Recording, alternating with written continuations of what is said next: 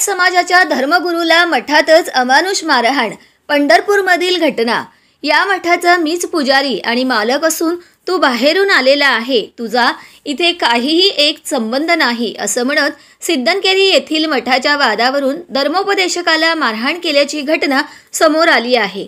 गावातील गुंडांनी लाताबुक्क्या आणि लोखंडी रॉडने मठातच मारहाण केली। या प्रकरणी 6 जणांविरोधात गुन्हा दाखल करण्यात आला आहे।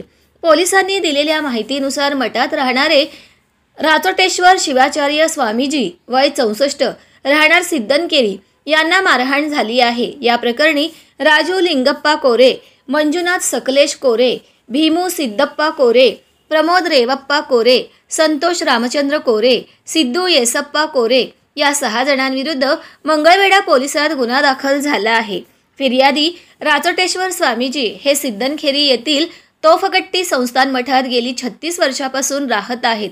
राचोटेश्वर स्वामी हे तोफकट्टी संस्थांमध्ये मठपती म्हणून धर्मोपदेशनाचे काम करीत आहेत। या मठातच सिद्धेश्वर मंदिरही आहे।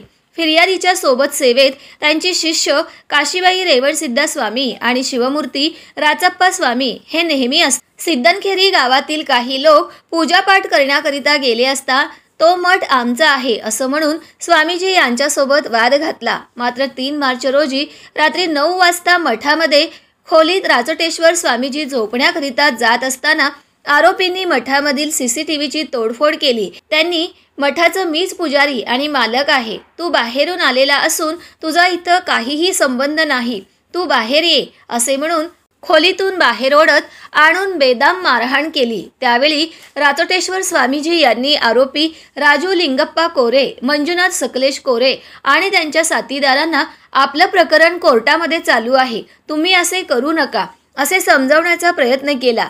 तरीही त्यांनी न ऐकता मठातील लाईट बंद करून स्वामीजींना लोखंडी गजाने पाठीवर, उजव्या खांद्यावर, दोन्ही मांड्यांवर मारून गंभीर जखमी केलं।